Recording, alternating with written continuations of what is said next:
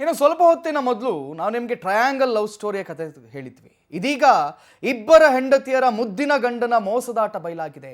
ಮದುವೆ ಆಗಿ ಡೈವರ್ಸ್ ಆಗಿದ್ರು ಕೂಡ ಅದನ್ನ ಮುಚ್ಚಿಟ್ಟು ಇನ್ನೊಬ್ಬಳನ್ನ ಮದುವೆ ಆಗಿದ್ದಾನೆ. ಈ ಭೂಪ ಇನ್ನೊಬ್ಬಳನ್ನ ಮದುವೆ ಆಗಿದ್ದಾನೆ.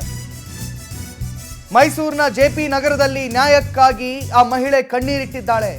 ಪತಿ ಶಿವಕುಮಾರ್ ಮೋಸದಾಟಕ್ಕೆ ಆಕೆ ಬಲಿಯಾಗಿದ್ದಾಳೆ.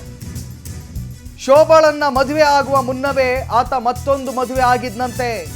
2020ರಲ್ಲಿ ನಂಜನಗೂಡಿನ ಲಾವಣ್ಯಳನ್ನ ಮದುವೆ ಆಗಿದ್ದ ಶಿವ 1 ವರ್ಷ ಸಂಸಾರ ಮಾಡಿ 2021ರಲ್ಲಿ ಡಿವೋರ್ಸ್ ಕೊಟ್ಟಿದ್ದ. ಬೋರ್ ಆಯ್ತೋ ಏನಾಯ್ತೋ ಗೊತ್ತಿಲ್ಲ, ಬಟ್ ಡಿವೋರ್ಸ್ ಕೊಟ್ಟಿದ್ದ. ನಂತರ ಚನ್ನರಾಯಪಟ್ಟಣದ ಶೋಭಾ ಜೊತೆ 2022ರಲ್ಲಿ ಮದುವೆ ಆಗಿದ್ದ. ಮನೆಯವರ ಒಪ್ಪಿಗೆಯಂತೆ ಅರೇಂಜ್ ಮ್ಯಾರೇಜ್ ಆಗಿದ್ರು ಇವರು. ಸ್ವಲ್ಪ ವರ್ಷ ಕಳೀತಾ ಇದ್ದಂತೆ ಬಯಲಾಗಿದೆ ಈಗ ಗಂಡನ ನಿಜವಾದ ಬಣ್ಣ. ನ್ಯಾಯಕ್ಕಾಗಿ ಆ ಮಹಿಳೆ ಕಣ್ಣೀರಿಟ್ಟಿದ್ದಾಳೆ. ನೋಡಿ, ಫೋಟೋಗಳಲ್ಲಿ ತೋರಿಸ್ತಾ ಇದ್ದೀವಿ. 2 ಮದುವೆ ಆಗಿದ್ದಾನೆ ಪುಣ್ಯಾತ್ಮ. ಇಲ್ಲೆಲ್ಲರೂ ಕೂಡ ಒಂದೇ ಹೆಣ್ಣು ಸಿಗ್ತಾ ಇಲ್ಲ ಅಂತ ಹೇಳಿ ಒದ್ದಾಡ್ತಾ ಇರುವ ಸಂದರ್ಭದಲ್ಲಿ ಈ ಪುಣ್ಯಾತ್ಮನಿಗೆ ಇಬ್ಬರಿಬ್ಬರು ಸಿಕ್ಕಿದ್ದಾರೆ. ಇಬ್ಬರಿಬ್ಬರನ್ನ ಮದುವೆ ಆಗಿದ್ದಾನೆ. ಒಂದು ಮದುವೆ ಆಗಿ ಲಾವಣ್ಯ ಎಂಬ ಹುಡುಗಿಯನ್ನ ಮದುವೆ ಆಗಿ 2020ರಲ್ಲಿ 1 ವರ್ಷ ಸಂಸಾರ ನಡೆಸಿ ಆ ಹುಡುಗಿಗೆ ಹೆಣ್ಣು ಮಗು ಆದ ನಂತರ ಇವನು ಡೈವರ್ಸ್ ಕೊಟ್ಟು ಅದಾದ ನಂತರ ಶೋಭಾ ಅನ್ನುವ ಹುಡುಗಿಯನ್ನ ಮದುವೆ ಆಗಿದ್ದಾನೆ. ನಾನು ನಿಮ್ಗೆ ಅವನ ವೆಡ್ಡಿಂಗ್ ಕಾರ್ಡ್ ಅನ್ನು ಕೂಡ ತೋರಿಸ್ತಾ ಇದ್ದೀವಿ. ಲಾವಣ್ಯ HM ವಿತ್ ಪ್ರಸೂನ್ ವಲೂಟ್ ಬಹಳ ಚಾಲಾಕಿ ಹುಡುಗ ಇವನು. 2 ಮದುವೆ ಆಗಿಬಿಟ್ಟಿದ್ದಾನೆ. ಅದಲ್ಲದೆ ಲಾವಣ್ಯ ಡಿವೋರ್ಸ್ ಆದ್ಮೇಲೂ ಪುನಃ ಅವಳನ್ನ ಮದುವೆ ಆಗಿದ್ದಂತೆ. ರಿಜಿಸ್ಟರ್ ಮ್ಯಾರೇಜ್ ಮಾಡ್ಕೊಂಡಿದ್ದ ಇವನು ಇತ್ತೀಚೆಗೆ. ಶೋಭಾಳಿಗೆ ಈಗ 2 ವರ್ಷದ ಗಂಡು ಮಗುವಿದೆ. ಲಾವಣ್ಯನಿಗೆ ಹೆಣ್ಣು ಮಗುವಿದೆ. ಡಿವೋರ್ಸ್ ಆಗಿದ್ದ ವೇಳೆ ಲಾವಣ್ಯನ ಮತ್ತೊಂದು ಮದುವೆ ಆಗಿದ್ಲಂತೆ. ಲಾವಣ್ಯ ಅದನ್ನ ಬಿಡಿಸಿ ಇವನು ಅವಳ ಜೊತೆ ಪುನಃ ರಿಜಿಸ್ಟರ್ ಮ್ಯಾರೇಜ್ ಆಗಿದ್ದ. 2 ಸಂಸಾರವನ್ನ ಮ್ಯಾನೇಜ್ ಮಾಡ್ತಾ ಇದ್ದ. ಈಗ ಸಿಗಾಕೊಂಡು ಬಿಟ್ಟಿದ್ದಾನೆ ಶೋಭಾ ಹತ್ರ.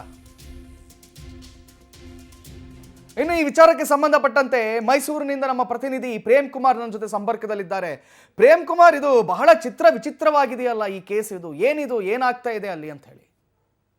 ಹೌದು ಕಾರ್ತಿಕ್, ಇದೊಂಥರ ವಿಚಿತ್ರ ಘಟನೆ ಅಂತಾನೆ ಹೇಳ್ಬೋದು. ಇದು ಅಂದ್ರೆ ಮೊದಲು ವಿವಾಹವಾಗಿ ನಂತರ ಆ ಹುಡುಗಿಗೆ ಡೈವರ್ಸ್ ಅನ್ನ ಕೊಟ್ಟು ನಂತರ 2ನೇ ಮದುವೆಯಾಗಿ ನಂತರ ಮೊದಲನೇ ಬಾರಿಗೆ ಏನು ವಿಚ್ಛೇದನ ಕೊಟ್ಟಂತಹ ಮಹಿಳೆಯನ್ನೇ ಕೂಡ ರಿಜಿಸ್ಟರ್ ಮ್ಯಾರೇಜ್ ಆಗಿರುವಂತಹ ಘಟನೆ ಮೈಸೂರಿನ ಜೆಪಿ ನಗರದಲ್ಲಿ ನಡೆದಿರುವಂತದ್ದು.